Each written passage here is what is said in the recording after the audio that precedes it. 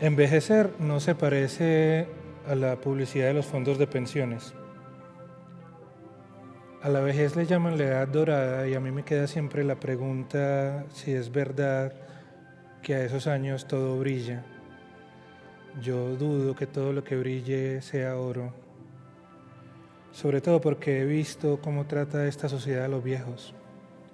Y digo viejo, no me voy por el eufemismo de tercera edad o cuarta edad que dicen ahora, o nuestros no sé qué abuelitos, porque no todo el que envejece es abuelo, para empezar por ahí. Y porque hay como un juego infantilizar la vejez que, que es más malo que bueno. La vejez es una edad que puede ser de plenitud, pero la verdad es que en muchos casos es un tiempo muy jodido. El otro día, hace unos días, escribía yo un texto, lo ponía en Instagram sobre la vejez, teniendo en cuenta algo que había vivido. Y Eulalia Piedrahita contestó a esa publicación algo diciendo como que es un tema del que casi nadie habla, porque hay muchas aristas ahí en las que la gente no se mete. Entonces me quedé pensando en lo que decía Eulalia, que es más largo que lo que les acabo de decir. Y creo que ella tiene la razón. Además es una mujer que yo he admirado durante muchos años y que tiene en la mirada la dignidad de quien acepta los años, contrario a lo que esta sociedad muchas veces nos dibuja. Vivimos corriendo detrás de una juventud como si sin esa juventud no hubiera existencia. El caso es ese, vamos a hablar de la vejez. Nos vamos a preguntar si esa es la edad dorada. Estos son los diálogos por la vida, son posibles gracias a la Secretaría de Participación y Cultura Ciudadana de la Gobernación de Antioquia.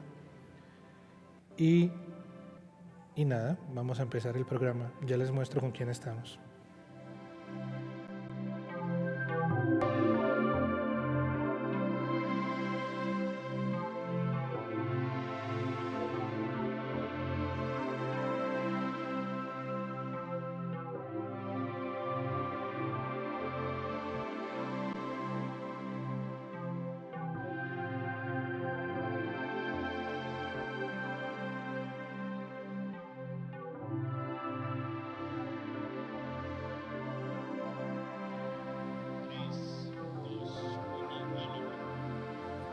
Eulalia Piedrahita se inventó el mundo de hoy cuando el mundo todavía no era como es ahora. Es decir, Eulalia ha sido una mujer del tamaño de sus sueños. Ha diseñado, ha sido editora, piensa cómo debe ser una casa y cómo se debe habitar. Ha pensado siempre en el bienestar, es una palabra que siempre recorre los distintos oficios que ella ha desempeñado en la vida, todos con un gran éxito, todos siendo fuente de inspiración, y no se prodiga mucho en entrevistas, está muy al margen de la vida pública ahora. Por eso te agradezco mucho, Eulalia, que nos acompañes este ratico. Gracias por venir. ¿Cómo decirte que no? Claro que sí, muy rica la invitación. Con nosotros, con Eulalia, también está Néstor. Néstor Armando es un hombre que yo crecí escuchando en la radio de la medianoche. Néstor Armando contaba unas historias acerca del origen de todas las cosas, casi siempre. Tiene un libro muy bello que se llama La Bella Villa, donde uno entiende cómo es la ciudad que nosotros habitamos. Todavía hace, pues ya no hace radio, hace televisión, está en Televid, y para mí es un orgullo decirte, sentirme colega tuyo, Néstor. Y para mí es un honor que lo digas y es un privilegio también ser colega tuyo. Gracias por la invitación. Y me parece que este tema es tan interesante y tiene tantas aristas que yo creo que hay muchísimas cosas por decir. Y lo digo ya desde la altura de mis casi 70 años, de viejo, no de adulto mayor. Por favor. Sí, ¿no? ¿Mayor que quién? René Alejandro Mansur es médico internista, geriatra. Me sacaba ahorita de una duda, porque yo le preguntaba gerontología, geriatría. Me dice, no, gerontología es todo lo que estudia ese envejecimiento, la geriatría es solo una de las partes. Pero además, desde hace años, desde cuando René Alejandro era joven, acompañó a envejecer a mucha gente y les acompañó en términos médicos. hay una enfermedad que a mucha gente aterra, a mí entre ellos, que es el Alzheimer, que es el olvido, que es como que quedamos suspendidos no sé en dónde, y vos has acompañado a mucha gente en ese tránsito también. Tampoco se prodiga mucho en estos espacios porque generalmente está muy ocupado. Yo no sé cómo hizo para sacar ratico para venir. Muchas gracias por estar con nosotros. Muchas gracias, Juan, muy amable por la invitación. Indudablemente que estoy de acuerdo con lo que Eulalia te respondió después de la presentación de tu escrito, y es que el envejecimiento está en todas partes, presente, en todas las familias, en todos los actos de la comunidad, pero todo el mundo se queda callado y lo ignora y trata de ocultarlo hasta donde sea posible. Creo que es muy importante que este sea un punto de partida para que se visualice el envejecimiento, ¿no es cierto?, en todas las aristas y los ámbitos que Néstor trataba de señalar hace un momento, ¿sí? Creo que este es un maravilloso espacio y es un honor para mí también, como para ustedes, acompañarte hoy en este programa. Parto de una pregunta común a los tres. ¿De qué viejos en su vida se acuerdan? ¿Qué persona es para ustedes un referente, hombre, mujer, de su familia o no, que invoquen de vez en cuando o que sientan que le aprendieron mucho? En mi caso particularmente a mi papá, que era médico, y a mi abuela, que era una ama de casa, pero mi abuela pues murió de Alzheimer como a los 100 años. No debió haber muerto de Alzheimer, sino de otra Eso cosa. te iba a decir, claro. Tenía Alzheimer y duró en una cama mucho tiempo, pero me acuerdo de ella antes, tal vez de mi edad, y era una mujer graciosa, vital, vanidosa, jardinera, que le preocupaban tantas cosas. Y a mi papá, un gran lector, encargado también de jardinear, de hacer cosas de casa, entonces decidió no volver a salir y habitar su casa de una manera muy excéntrica, muy particular y muy interesante, muy inusual, muy propia. Entonces, de alguna manera pienso que la vejez uno la puede también entender como una aventura muy personal, donde uno ya tiene simplemente la capacidad de ser lo que es y de expresarlo a plenitud y de nutrirse de tantas cosas que siguen interesando y que lo mantienen a uno vivo. Entonces esos son como los dos referentes que se me ocurren ya. Voy a aprovechar antes de ir a los referentes de ustedes, porque lo dijiste muy bien. Mi abuela tenía Alzheimer, pero no murió de Alzheimer. Vos que sos doctor, contanos por qué la gente sufre de Alzheimer, pero no muere de Alzheimer.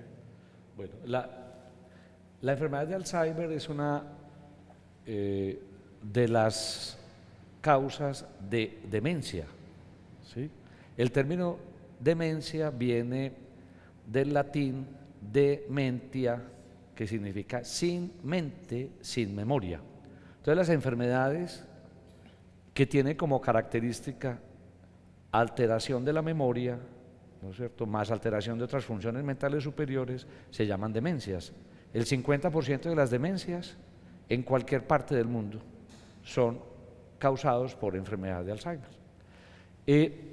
Es una enfermedad que tiene un tiempo de vida, una historia natural de la enfermedad aproximadamente entre 10 y 12 años. ¿Sí? Eso es lo que los expertos determinan hoy, ¿sí? Entonces es una enfermedad que se presenta especialmente, o el riesgo de tener la enfermedad es mucho mayor en la medida que vamos aumentando de edad. La prevalencia de enfermedad de Alzheimer y de demencias a los 65 años es solamente del 1 o el 2%, pero a los 85 años es más o menos del 26 o el 28%. Sin embargo, en estudios poblacionales en Latinoamérica hay poblaciones que pueden tener una prevalencia a los 85 años alrededor del 45 o el 50%.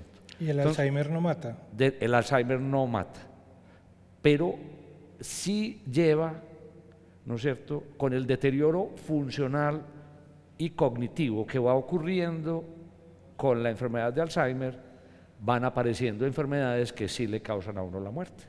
Y cierro el paréntesis y vuelvo a la primera pregunta con vos, Néstor.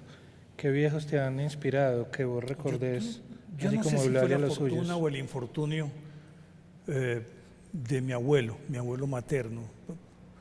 Lo disfruté muy poco tiempo, murió cuando yo tenía 11, 12 años, pero me dio unas lecciones de vida y unos aprendizajes que aún hoy marcan un poco mi forma de ser y de pensar. Obviamente que no puedo excluir a mi madre, que también fue abuela, abuelo, papá, mamá, y era una mujer muy sabia.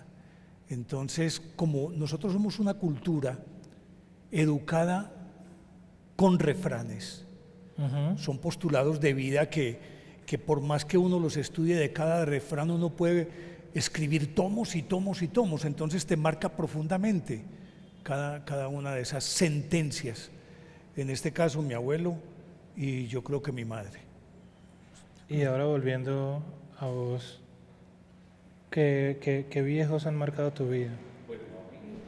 Pues como a ustedes, pues fueron los abuelos los que estuvieron presentes, porque desafortunadamente, o este comentario lo hago al final de mi respuesta, fueron mis abuelos, ¿no es cierto? Especialmente las abuelas. En nuestro medio antioqueño, las mujeres viejas de nuestras familias eran matronas, guapísimas, capaces de enfrentarse a cualquiera circunstancia de la vida y salir adelante. El solo hecho de haber sido capaces de sacar adelante familias de 8, 10, 12 hijos y administrar el marido, administrar la casa, administrar los hijos y enfrentarse perdón. Agüita. Agüita para este muchacho. Sí. Perdón. Y salir adelante. Vea, ya Entonces le van a las pasar el hacía- agüita por detrás, no hay problema, estamos en la sala de la casa, estamos aquí en el Museo Pedronel, bien pueda entren. Él no va a mostrar la marca, pase con confianza. Muchas gracias. Pásela, pásela. Vea, es peor este tiempo largo en el que el agua no está, que usted marca, él pone la manito así y la tapa. Lógrele. Listo. Gracias. Eso. Muy amable. Tápeme la marca, gracias. Esa está muy bien. Nunca nadie sabrá que está tomando pi. Muchas gracias. Entonces, las abuelas marcaron en mi vida muchos de los momentos. Mi abuela materna en mi infancia fue una acompañante de nuestra infancia, de mis hermanos y la mía, maravillosa. Y ya cuando fui joven y adulto, fue mi abuela paterna la que me dio un gran apoyo en mi desarrollo, sobre todo cuando fui a la universidad. Yo estudié en Manizales y mi abuela paterna fue muy importante en ese momento. Fueron mujeres maravillosas. Las primeras referencias siempre están en casa. Nosotros somos como la semilla para ir a algo que te gusta mucho siempre, que son, pues como todo ese universo vegetal y que es vital. Nosotros somos ese fruto de las semillas que vinieron ayer. A ojos de nosotros, cuando estábamos pequeños, los viejos eran viejos mucho antes de serlo. Uno veía a alguien de 25 años y uno decía, ya está muy grande, y uno veía a alguien de 40 y ya es un señor. Y de hecho, yo no sé, hay un asunto que ustedes me ayudarán a comprender, pero por ejemplo yo veo fotos de mi abuela cuando tenía mi edad y ya yo ya la veía viejita. Y ahora que tengo 40 y algo, yo por el contrario me siento muy joven. Pero eso es como un asunto mental, será. Mientras se ríe Carmen aquí en el oído, que se está riendo porque dije que me sentía joven. Hay algo al lado de la juventud y es la belleza. Y como que ser viejo no fuera bello, sino en ciertos Voy a poner este ejemplo pues para ser bien concreto, incluso sobre el hombre y la mujer, para hablar con vos. En el cine de Hollywood, Tom Cruise, que tiene más años que yo, siempre que sale en una película, o Brad Pitt, la novia tiene 22 años y él ya tiene 50 y algo. En cambio, una mujer de 50 y algo, pues o no tiene trabajo porque solo contratan a las muy jóvenes, o su pareja tiene que ser una pareja pero ella no puede tener de novio en la película al de 22 como si lo tienen las otras, porque el hombre lo preservan y sigue siendo héroe de acción, como Liam Neeson después de los 60 y algo, pero una mujer no. Entonces hay un castigo también, como que la vejez no es lo mismo para un hombre que para una mujer. ¿Vos qué pensás de eso?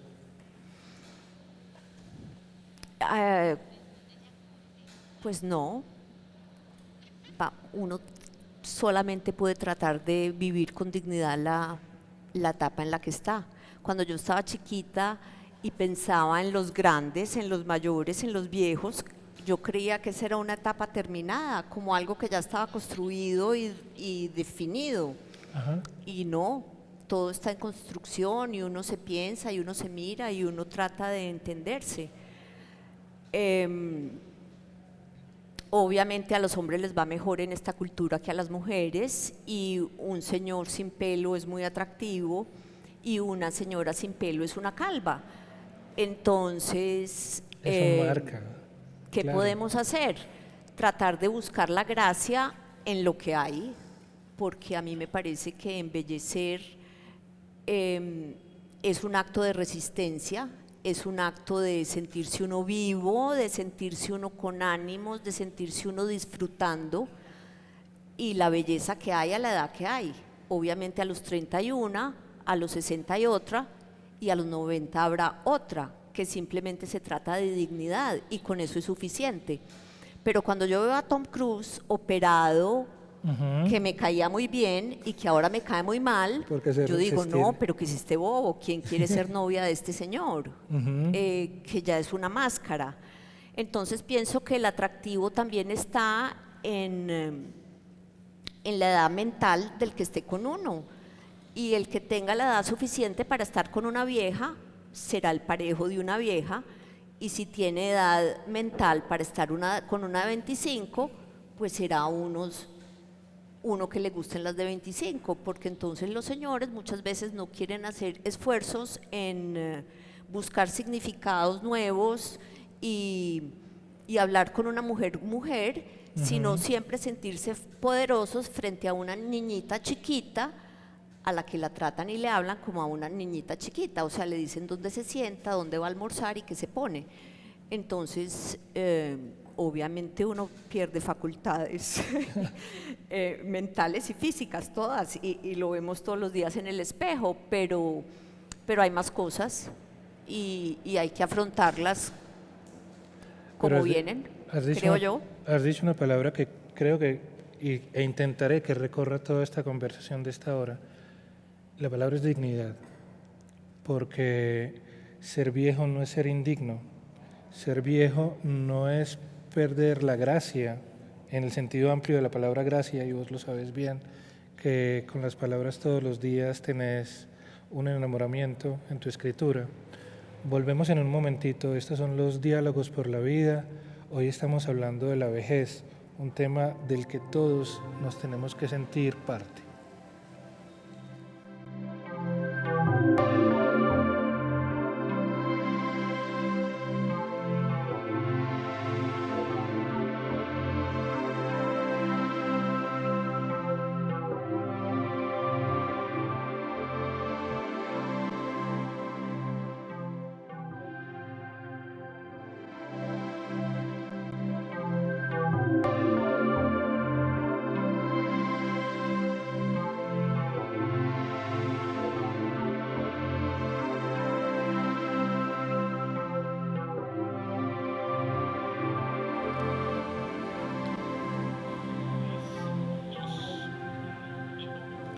Aquí seguimos conversando mientras estábamos en las propagandas, como dice mi mamá, en los comerciales, como lo enseñan a uno en la universidad. Vos estabas diciendo que la vejez era la edad de la libertad. Desarrolla un poquito eso. Sí, no, es que lo que pasa es que Mira, el ser humano lo condicionan desde que nace. Un niño al año ya lo tiene en jardín infantil, a los 3 está en el kinder, a los 5 está estudiando, entonces haga tareas, levántese temprano, ya llega a la universidad, bachillerato, universidad y dele lo mismo y entonces, egresé. Es un poquito lo de la canción de Héctor Ochoa, El camino de la vida. Te graduaste, entonces ya se casó. Entonces ya se casó, otra obligación, más el trabajo, más la esposa, llegan los hijos y dele, y dele, y dele, y dele. Y todos los días cumpliendo obligaciones en función de los demás. Y en el momento en que se van los hijos, que es lo que llaman ahora el síndrome del nido vacío, resulta que entonces el Señor se levanta y dice, ¿y ahora qué hago? Porque perdió su razón de ser. Perdió su razón de ser porque su vida toda la invirtió en obligaciones con los demás. Pero entonces añora tener algo, entonces llegan los nietos, otra vez, entonces otra obligación. Entonces me parece que al contrario debería mirarse la vejez como la edad de la libertad. El acto mayor de libertad que yo puedo concebir es decir no sin tener que explicar, porque no tengo que agradar, no tengo que demostrar nada. Néstor, hay almuerzo el domingo y vos decís, no voy a ir el domingo a almorzar. Ir a cualquier parte, ir a donde se quiera, hacer lo que se quiera, dormir todo el día, levantarse, escribir, pero no tengo que rendir cuentas. Y eso no hay que quedar bien con nadie. A esa certeza, pero es por una razón, hombre, porque es que uno ya se realizó, bien, regular o mal. Y ya uno vive más de balances que de proyectos, sin perder de vista los proyectos, porque los sueños deben estar ahí permanentemente, pero ya no son sueños que te acosen, sino que son sueños que fluyen de una manera muy armónica, dulce. Ya es la hora de uno poder decir, bueno, oíste, ¿vos qué pensás? No pienso, ¿por qué? Porque no quiero. Sí. Yo pienso algo sobre esto, como dos cosas sobre las que quisiera que conversáramos. Una es que entiendo la postura y quiero compartirla también cuando llegue a tu edad, aunque no estoy tan lejos. Pero pues las canitas ya se van viendo. Pero pienso que igual nosotros 4 estamos hablando como desde un privilegio, porque podemos ser esos viejos que dicen que no, pero yo creo que la mayor parte de los ancianos en Colombia tienen que seguir trabajando, porque si no trabajan mañana no, o quién los está cuidando. Pues es decir, y al lado de eso es que me resuenan mucho las palabras de Eulalia en lo que le leí que me escribía sobre la productividad, como que entonces tienes que seguir trabajando porque las pensiones no cubren aquí a todo el mundo, pero hay algo incluso desde el lenguaje que quisiera que vos, René, nos hablaras también, a eso le llaman carga pensional. El lenguaje ya está diciendo que eso es una carga, pues es decir, a ellos que nos dieron todo lo que somos hoy, que este país está levantado siempre sobre hombros de gigantes y cada sociedad está levantada sobre lo que hicieron otros antes que los jóvenes, se les trata como eso, como una carga, en este sentido, en el económico, por ejemplo, pensional, para poder tener esa libertad. Bueno, yo pienso que definitivamente la condición económica en la etapa de la vejez es fundamental para mantener la calidad de vida y la dignidad, el término que hemos utilizado varias veces en este momento. Para todos los sistemas económicos en el mundo, sobre todo el mundo capitalista, no conozco el mundo no capitalista, pues ocurre eso que está señalando, y es que los viejos en el sistema de seguridad social y pensional son una carga y son una debacle para los sistemas económicos. Particularmente pienso que los más felices ahora con la pandemia del COVID son los sistemas económicos, porque la gran mayoría de personas que murieron durante esta época de pandemia fueron los viejos que estaban en los sistemas pensionales. Entonces los más felices de todos son los fondos de pensiones, por eso. Yo creo que indudablemente tiene que haber un apoyo, ¿no es cierto?, el económico en la fase del envejecimiento. Entonces esto me da pie para lo siguiente. Como lo hemos dicho en otros momentos, es un ciclo vital, ¿no es cierto? O sea, uno no se acuesta joven y amanece viejo al día siguiente, así no es. Es el ciclo vital que empieza desde el momento en que nacemos, ¿no es cierto? Y deberá terminar en el momento en que morimos. ¿Cuál es la intención de la mayoría de las personas? Es lograr que ese ciclo vital se mantenga y se cumpla, ¿no es cierto? Y en la medida en que uno va avanzando en ese ciclo vital, saber dónde va, ¿no es cierto? Y cuáles son los logros, las decepciones, las metas que ha alcanzado en ese momento. La situación económica de las personas mayores está determinada especialmente por lo que se hace en la adultez y en la juventud, ¿no es cierto? La adquisición intelectual, la adquisición de habilidades, ¿no es cierto?, determinan los ingresos económicos y probablemente de eso dependerá el futuro, ¿sí? En Colombia, solamente el 39% de la población está cobijada por el sistema de seguridad social pensional. Hay una gran cantidad de viejos, ¿no es cierto?, que no están dentro del sistema de seguridad social. ¿Cuántos, yendo a esto que decís, y para abrir la conversación enseguida, en la distribución demográfica, ¿cómo estamos con cuántos están en la tercera edad, como lo llaman ellos, políticamente correcto? Desde lo políticamente correcto, ¿cuántos son viejos en términos de población? Esa pregunta es supremamente importante y es lo que justifica lo que estamos hablando hoy. ¿De dónde, o sea, yo cuándo soy viejo? ¿Cierto? Yo creo que esa es la primera pregunta. Entonces resulta que mientras la población mundial fue joven, ¿no es cierto?, a nadie le interesaba, ni nadie se preocupó por el envejecimiento. Solamente por ahí en la década de los finales de los 60 y principios de los 70, los países desarrollados empezaron a pensar que se estaban envejeciendo. Que se estaban envejeciendo y se les estaba acabando su población productiva. Eso fue, o sea, nuevamente el capitalismo aparece como el marcador de por qué empezamos a hablar de envejecimiento. Hasta ese momento eran los filósofos, los poetas, los bohemios, los que se atrevían a hablar del envejecimiento. La medicina y la salud nunca, ni la sociedad se comprometió con eso.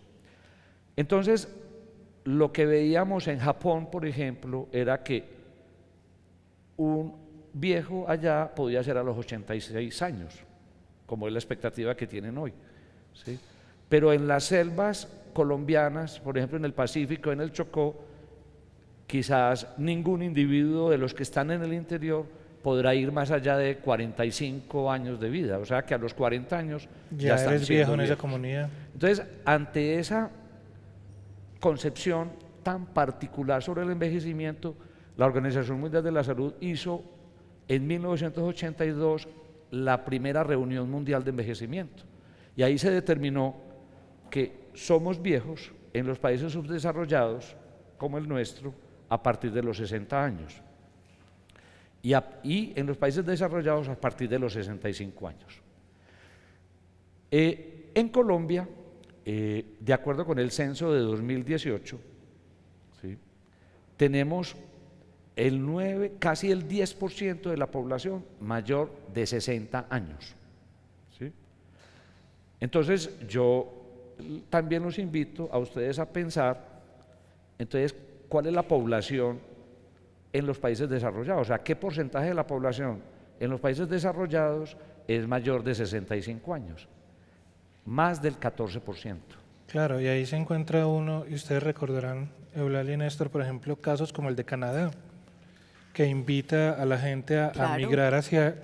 El migrante se vuelve fundamental porque- para sostener el sistema Para sostener también, porque como es productividad, hay que conseguir gente que llegue a producir. Es que tú ahora le dijiste a Juan qué estás haciendo y qué estás haciendo. Ajá. pues ¿En qué estás? no seguí el ritmo de la conversación. Ujú. Pero eso me ha llamado mucho la atención porque uno no concibe que alguien esté no haciendo. Y ese no haciendo es una cantidad de cosas de las que no se habla porque ni siquiera vale la pena mencionarlo. Entonces, ya uno a cierta edad se puede dar el lujo de no hacer. Y ¿Qué es también ¿qué hacer. hiciste hoy? Cuidé el jardín. Sí, no, pues ¿Cuántos eso es- años tenés? Eso es de bobo, sí, eso no Ajá. se menciona. Es aquello que es obligación. Cuando Sí, ya no, es no. la No, creatividad, claro. el deseo de hacer, hazlo todo Sí, lo que claro. quieras. Claro, pero Entonces es la nunca se está ocioso. Claro, pero es la pregunta también de la sociedad, como ¿en qué estás? ¿Qué nos estás dando? Exacto, eso es lo que te sostiene. ¿Qué estás haciendo? ¿Cuáles son tus proyectos? Entonces yo ya digo, no hago nada. ¿Cómo así que no hago nada? Sí hago, pero ni siquiera me voy a tomar el trabajo de decir qué hago, porque ya la sola pregunta define Al interlocutor. al interlocutor. Entonces ni siquiera me voy a tomar el trabajo de contarle qué hago. Ujú. Pero yo también pienso que yo estoy en la juventud de la vejez, tengo 60. Puedo estar pensando muy distinto a los 80 y tengo mucha salud y hasta ahora he sido saludable. Puedo pensar distinto cuando me enferme, que yo pienso que si a mí me preguntan cuál sería el regalo que usted pediría de aquí para adelante, yo digo la salud, morirme saludable. Morirme en uso de plena salud. Sí, porque yo pienso que la situación de la gente enferma Claro. pues es aterrorizante. A mí me parece que eso da pie, lo que estás diciendo, Podés meter la cucharada, Néstor, cuando quieras, que aquí estamos charlando. da pie para hablar de las características del envejecimiento, ¿no es cierto? Entonces, la mayoría de las personas pensamos que el envejecimiento significa deterioro, enfermedad y cercanía de la muerte. Ese es el gran temor del envejecimiento, o sea, me voy a enfermar, me voy a morir. Todo eso. Y queda muy claro que lo que todos amamos y pretendemos mantener siempre es, primero que todo, nuestra autonomía e independencia. Es que lo tenga que llevar a uno al baño. Claro. Y segundo, nuestra integridad cognitiva. O sea, funcionalidad y capacidad cognitiva son las marcas del envejecimiento exitoso. ¿Sí? ¿Qué es un envejecimiento exitoso? Es poder llegar a tener más de 80 años siendo autónomo e independiente y con integridad cognitiva. Primero. Pero hay otros tipos de envejecimiento, el envejecimiento normal, y es lo que se espera que vaya ocurriendo en la medida que va avanzando la edad. Por ejemplo, a los 80 años yo espero que mi corazón tenga una relativa disminución en su rendimiento, pero sigue siendo tan bueno como ha sido siempre. Ese es envejecimiento normal. Igual pasa en el sistema renal, en el sistema hepático, en mi cerebro, etc. Y hay otro envejecimiento que es el que no quisiéramos tener, y es el envejecimiento patológico, ¿sí? Que es el del deterioro, ¿no es cierto?, que nos lleva a perder rápidamente capacidad funcional, cognición, y que nos llevará a la muerte pronto. Pero mientras llega la muerte, llega el momento de la indignidad, para volver a utilizar el término ahora. ¿De qué depende eso? Depende de la adultez, de la juventud y de la infancia, ¿sí? Nosotros en geriatría tenemos un término hoy que nos convoca siempre y es fragilidad, síndrome de fragilidad, ¿sí? Y yo escuchaba, por ejemplo, en un congreso que estuvimos hace poco, como unas investigadoras de la Universidad de McGill en Canadá nos contaban que la fragilidad que se ve en los viejos era más frecuente en los niños que habían nacido con bajo peso, que habían sido expuestos a la violencia en la infancia, que el acceso a los servicios de salud y educación habían sido... Están describiendo a los colombianos. Ahí digo. estamos nosotros, ¿no es cierto? Entonces, la fragilidad para nosotros hoy es en la que dibuja el envejecimiento patológico. ¿Quién va a tener envejecimiento patológico? ¿Sí? Entonces, para volver entonces, vuelvo a hablar de ciclo vital, ¿no es cierto? Es esencial que nosotros a los niños en el jardín, a los jóvenes en los colegios y en las universidades, a los adultos en sus sitios de desarrollo social y laboral, todo eso, les hablemos sobre ciclo vital para que se puedan ubicar, para que no siga pasando Para que la gente eso. se prepare. Claro, es que usted se va a envejecer. Carl ¿Qué es Sagan, qué es lo que estamos haciendo un poco? Recordarle a la gente Sí, que sí. es algo que está ahí y que no es un monstruo. Sé que ibas a hablar de Carl Sagan, te voy De a dejar Carl en Sagan. puntos suspensivos. Listo. Porque quiero, y voy a volver con Carl Sagan, pero quiero aprovechar a Néstor y a su sapiencia, porque vos hablabas de cuando alguien es viejo, por ejemplo, en el Pacífico colombiano a los 40, y vos sabes, históricamente, ser viejo no es siempre a la misma edad. Los griegos eran viejos a los 30. Claro, es que obviamente en los primeros estadios del desarrollo de la humanidad, la expectativa de vida no rebasaba los 30, 35 años, cuando se tenía muy buena suerte. Con todo ello encontrábamos que es decir, que los que llegaban a la adultez, digamos a la vejez, llegaban mucho mejor que los jóvenes. Es decir, se puede ser viejo. Picasso decía que para ser joven hay que tener muchos años, y lo decía a los 91 años. Y por ahí oía decir también un filósofo que decía que cuando se nace ya es lo suficientemente viejo para morir. Yo creo que es también un estado mental, al margen de ese deterioro patológico, o físico, digámoslo así. Yo creo que el que se siente viejo es aquel que se asume viejo, pero más que viejo en el sentido en que yo lo pienso que es de dignidad, de conocimiento, de sabiduría, más bien aquel senil que ya va en franca decadencia. Yo tengo un tío que está en los 93 años, obviamente que él físicamente está muy deteriorado, y ese señor es un genio. Le hace a usted un rompecabezas que le da un año y usted no lo resuelve.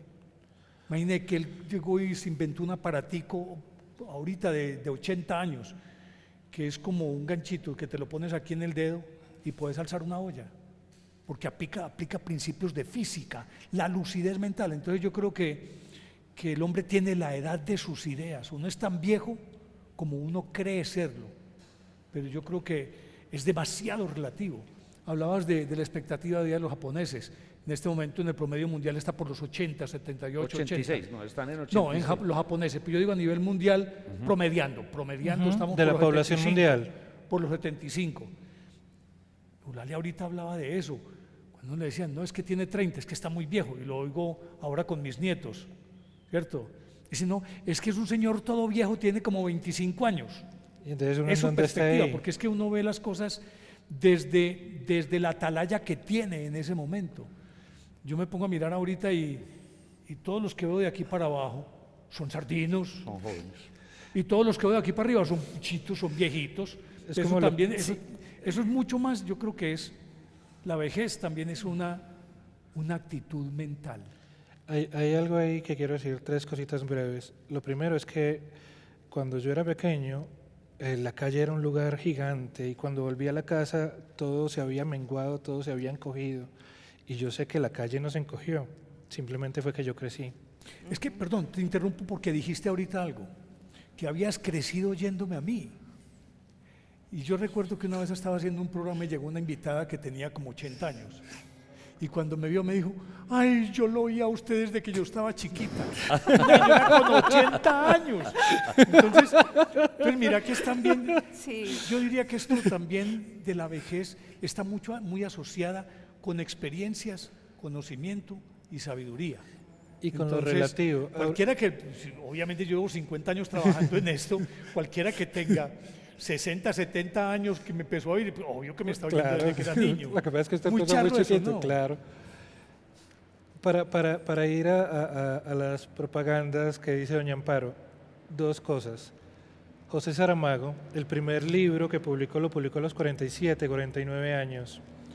Lo más interesante de su producción literaria fue arriba de los 60 años, Premio Nobel de Literatura. Vos mencionabas a Picasso.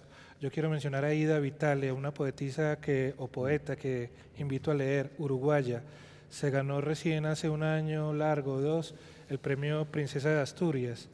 Fue a recibirlo a sus 97 lúcidos años, sin un bastón y con el poema en los labios. Ya volvemos, estos son los diálogos por la vida. Seguimos hablando de vejez, de dignidad y ahorita tenemos algo más para compartir.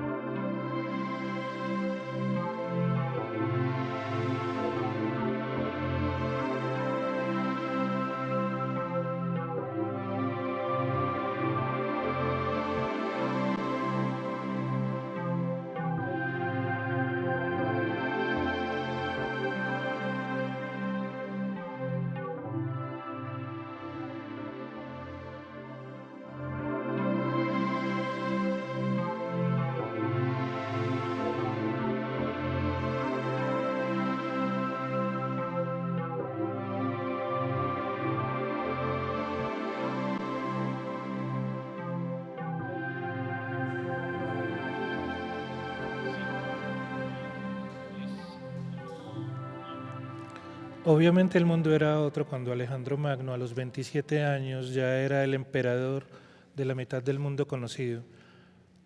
Pero estábamos aquí conversando y Eulalia decía algo que me parece interesante hablar un poco de ahí, y es eso de la infancia, que cada día dura, pues cada año dura más, y así la juventud la quieren, pues como que quieren alargar todas las edades para que la vejez llegue después, por allá muy lejos. Como que Sí, hablemos porque de eso. creo que sigue siendo un tema tabú en el fondo. La vejez ofende un poco porque invoca la muerte y eso no gusta. Entonces, sí, la juventud y la productividad se ha extendido. La infancia ha cogido un poder enorme, un espacio enorme, que a veces entiendo por qué, pero no lo comparto mucho. Y obviamente la juventud más, porque es que el ejercicio, una cantidad de cosas, de alimentos saludables, de todo, lo único que están proponiendo también es negar lo otro. Que te digan que no, es que los 50 son los nuevos 30, Sí, los claro. 40 son, no, ninguna de los nuevos nada. Somos el eufemismo por el eufemismo. Vos decís una frase puntual que me encantó: llamar las cosas por su nombre ofende. Sí, a la gente le mortifica, a la gente no le gusta. Y uno cae mal y se tira en las fiestas de las amigas, porque todas se han hecho muchas cosas que me parece pues muy bien y están lindas, La pero primera vez que le dicen señora a una mujer se siente mal, total, socialmente, como, "Ah, pero me dijo señora". sí, eso es un hito. Ujú. Y eso ya dice, ay no, ya entonces ya tengo cierta edad. A mí este cuento de quiero aclarar, no tengo nada contra los millennials, tengo varios millennials. Yo tengo hijos En mi millennials, casa hay sí, de eso. pero que se han acuñado como los ni quieren estudiar ni quieren hacer nada. Es una forma de eternizar la juventud y yo creo que es un complejo de Peter Pan. Querer ser eternamente jóvenes y no tener ninguna responsabilidad, pero los otros sí tienen responsabilidades conmigo. Es una posición muy cómoda, es una posición supremamente cómoda, pero yo creo que a la hora de la verdad, justamente por eso, es porque para generar distancias, estos creen que aquellos son más viejos. Los más viejos son más viejos. Ahorita cuando entramos aquí, yo pregunté si pues teníamos maquilladora. Entonces me dicen los muchachos, me dice Evans, ¿y eso por qué? Dice, no, porque es que a mí ya no me maquilla, me tienen es que restaurar. ¿Sí? Y una vez me dijeron que por qué no me pintaba mis canas. Y dije, un momentico, es que estas me las gané en batalla. Claro. Estos son trofeos de guerra, esto no me lo regalaron. Y yo creo que ahí es donde tiene que aparecer el que se debe envejecer con esa dignidad, la dignidad de saber dónde estoy en el mundo, quién soy yo en el mundo. Esa cantidad de productos que vos lo mencionabas también un poco como para retrasar la llegada de la vejez, creo que pasa también que son parte del arsenal cultural de los prejuicios contra la vejez, de las dificultades y de los dilemas al envejecer. Hablemos un poquito de esto en este último trayecto del programa. Yo creo que es una realidad lo que hemos dicho durante todo el programa de estar siempre aplazando y calificando de forma inapropiada el momento de la llegada de la vejez y del envejecimiento. Vale la pena decir que el envejecimiento, como lo dije hace un rato, es desde que nacemos, el proceso de envejecimiento está activo. Es que uno se empieza a oxidar desde la primera respiración. Básicamente el proceso oxidativo es desde que empezamos a respirar. Muy bien. La vejez, entonces, como lo ha dicho la OMS, empezamos después de los 60 o de los 65 años. Y entonces yo me pongo a mirar un ejemplo, digamos, los nombres de las casas de cuidado geriátrico, de los hogares de larga estancia. Ahí están reflejados todos los eufemismos que ustedes se puedan imaginar. Canitas doradas, Cañitas al aire. bueno, en fin, una cantidad Crepúsculo. que todas son absolutamente indignantes, me parece a mí. Creo que es un hecho, ¿no es cierto?, que tenemos que cambiar el lenguaje, ¿no es cierto?, para describir lo que va pasando en la medida que vamos envejeciendo. Pero sin eufemismos. Sin eufemismos. Lo que ella decía, llamar con las la cosas por su realidad nombre. que es. Pero entonces yo cuando tenga 80 años no voy a tener memoria. Eso es falso. Yo cuando tenga 80 años no voy a tener actividad sexual. Eso es falso. Cuando yo tenga 80 años no voy a poder ir al banco o ir a la tienda Eso es falso. ¿No es cierto? Voy a perder mi familia o mis amigos o mis actividades sociales. Eso es falso. Si eso se pierde son por otras cosas, ¿no es cierto? Entonces, yo creo que es muy importante llamar las cosas como son. Yo a partir de los 60 años soy un hombre viejo. Y como decía Eulalia hace un rato, entonces entre los 60 y los 74 años seré un viejo joven. Entre los 75 y los 84 seré un viejo medio. Y si tengo más de 85, seré un viejo viejo. Que eso es lo que ahora llaman ¿Por cuarta qué? edad. ¿Por qué es importante hablar de eso? Que no sean eufemismos. Porque resulta que la forma de comportarse, sobre todo epidemiológicamente, de cada uno de esos grupos es diferente. En las unidades de cuidado coronario, en la ciudad o en el mundo, ¿qué población vamos a ver? Especialmente los adultos cercanos a después de los 50 años y los viejos jóvenes. Pero si yo los llevo a ustedes a una unidad de ortogeriatría, donde hay fracturas de cadera, pues voy a ver probablemente viejos medios y especialmente viejos.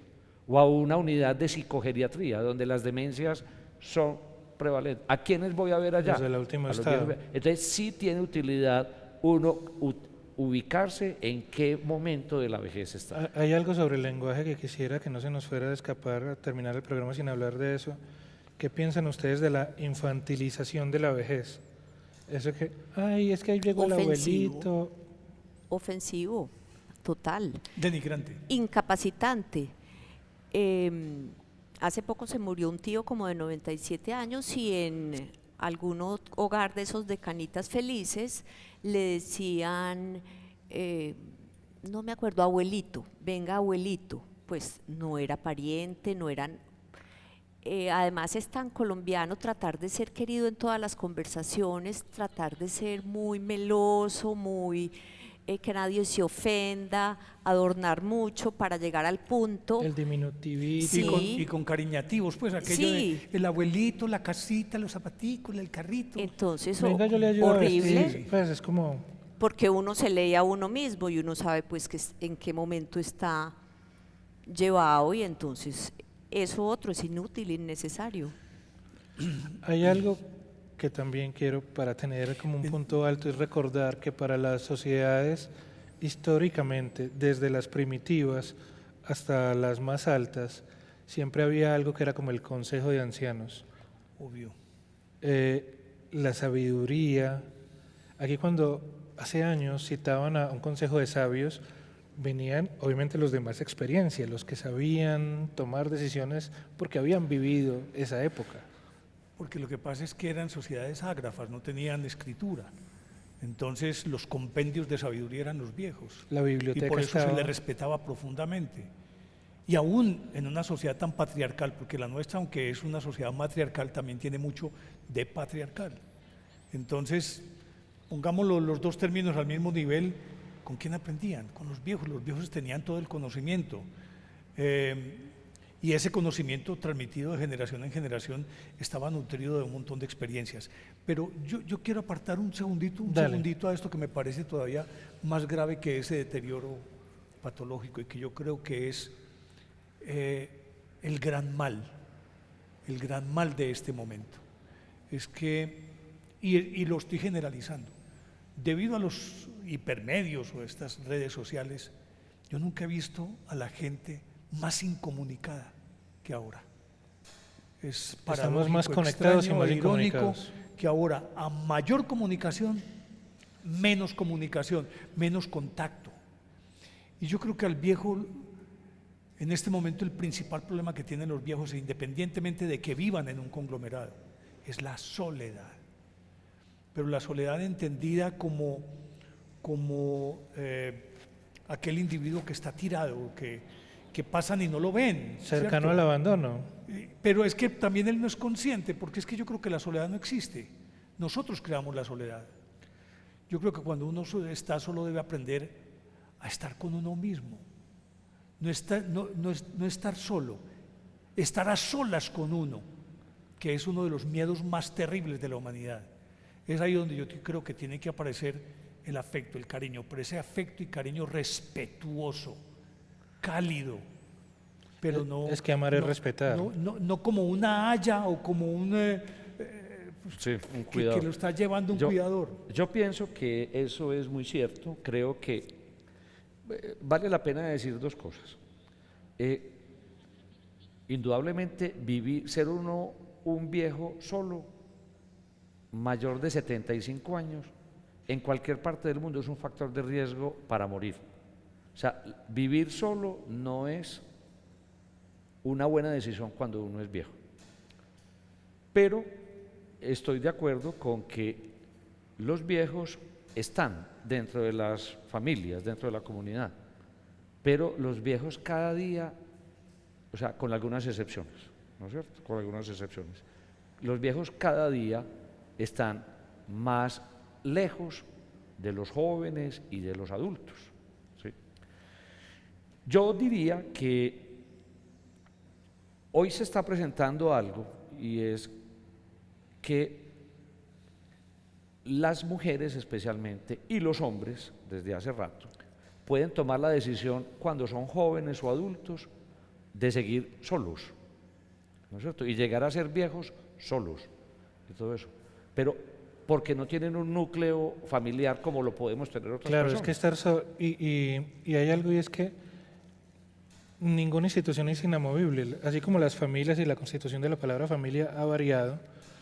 Pues el hecho de ser un viejo que no se casó o que se casó y se separó, eso no quiere decir que esté condenado a no estar con alguien en sentido de tener una red de apoyo. Entonces, a eso era lo que me iba a referir. Entonces, o una mujer, yo tengo estudiantes que me dicen, yo definitivamente me voy a dedicar a estudiar y no quiero tener ningún núcleo, ningún nexo de matrimonio ni con nada.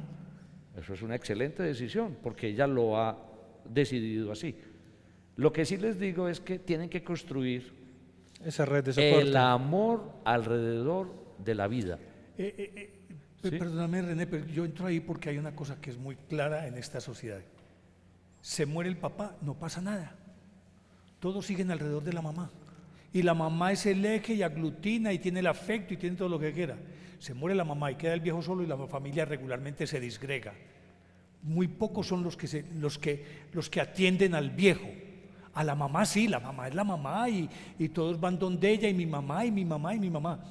Pero cuando el viejo es el que es sobreviviente, hay como no sé, ya la familia como que adquiere otro tono, ya no es ese aglutinante. No sé si estoy en lo cierto. Pero esa es una situación social muy particular de la cultura paisa, donde hemos sido matriarcales, una sociedad matriarcal 100%, y donde las mujeres eran, como lo dijimos hace un rato, eran el eje, ¿no es cierto? Pero, digamos, inclusive en nuestro país a veces, digamos, en la costa Caribe, no es tan marcado como entre nosotros. Me parece que es muy cultural, Néstor. Sí. Y quizás hay otras partes en el mundo que ustedes lo han visto probablemente, donde la figura no es tan poderosa, la figura materna, como es entre nosotros. Me parece que es un fenómeno muy cultural. La vejez tiene una dificultad muy grande que empieza por atarse los zapatos. La vejez duele cuando uno no alcanza a llegar bien al cordón. La vejez está en el arco de la espalda y está en la operación que no han podido inventarse para rejuvenecer las manos. Si uno quiere ver la edad de alguien, mírele las manos. A todo lo demás lo estiran.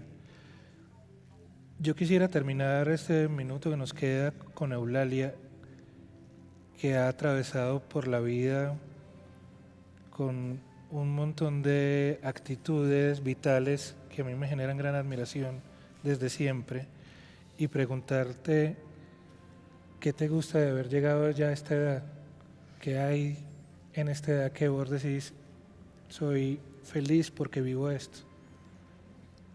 A ver, primero a mí me dio trabajo asumirme como vieja. Siempre el COVID me hizo asumir las canas, pero siempre le saqué el cuerpo un poco. Pero me parece encantador porque es liberador, porque tener llantas no me importa, porque comer postre y repetir tampoco. Me parece que hay que hacer ejercicios dolorosos que a veces duelen, pero al cuerpo le sirve el dolor de estiramiento, de ciertos ejercicios pesadones. Pero hasta ahora me ha parecido muy emocionante. Tengo salud de hierro, a mí no me duele nada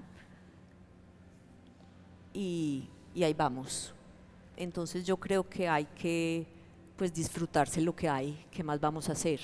Yo tengo compañeras de colegio que fueron viejas desde primaria, un poco lo que tú decías de la actitud y de que la gente está esperando siempre que pasen las grandes cosas. ¿Cuáles son las grandes cosas que le pasan a uno? En el fondo ninguna es una gran cosa.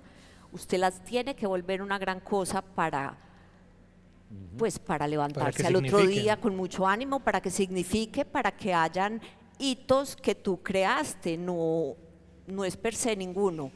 Entonces, bueno, no, ahí vamos. Yo creo que disfrutando y bien. Esta conversación me encantó. Yo le quiero agradecer a Eulalia, Alejandro, Néstor, porque han llegado cada uno a la edad que tienen, haciendo mucho por los demás.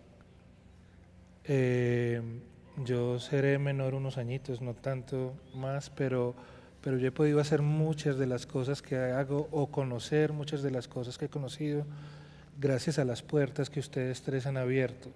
Y creo que esa es una responsabilidad nuestra como sociedad, agradecer que ustedes miraron el horizonte antes de que los demás descubriéramos que había algo más allá de las montañas.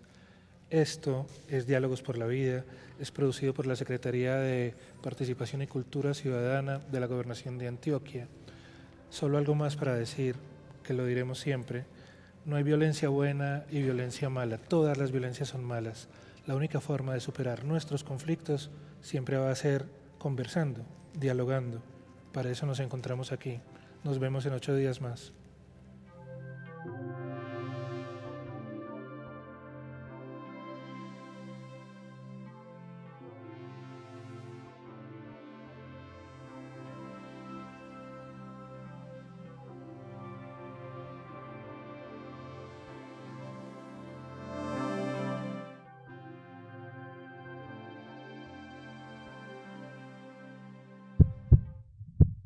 Unidos.